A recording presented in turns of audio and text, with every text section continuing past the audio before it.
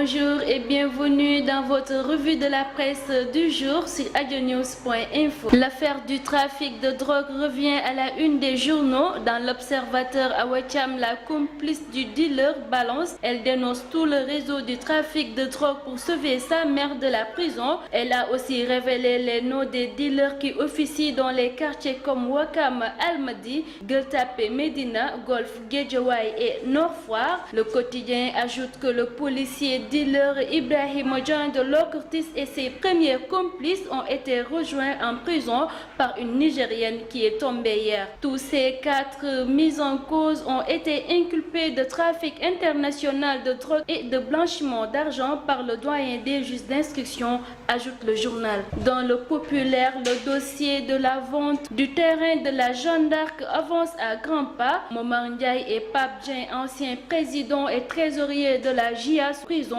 Sega Diop relaxé.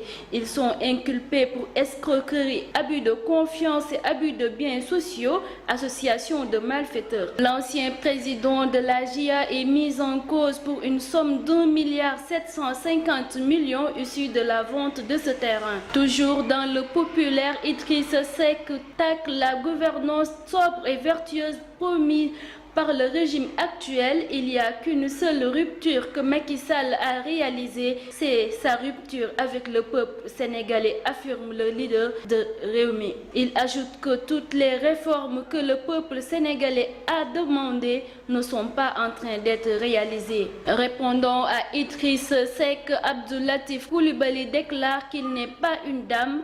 Idi avait qualifié certains intellectuels et journalistes de dames de compagnie du couple Faisal. Dans l'As, le professeur Oumar Sangaré déclare que le Coran n'a jamais dit que le prophète Mohammed est un illettré. Dans son ouvrage Le Coran et la culture grecque, il remet en cause l'ordre établi. Le professeur démontre que le Coran est imprégné de culture grecque car renfermant plusieurs aspects que l'on retrouve dans les œuvres de Platon et Parménide. Il ajoute que l'ascension céleste du prophète ne figure nullement dans le Coran. La baisse du prix du pain est effective aujourd'hui. Les Ndiayènes et les Ndiobènes seront contents. Le populaire publie les nouveaux tarifs. La miche de pain de 190 grammes va coûter 150 au lieu de 175 francs. Les boulangers, quant à eux, ne sont pas d'accord sur les prix proposés pour les différents formats.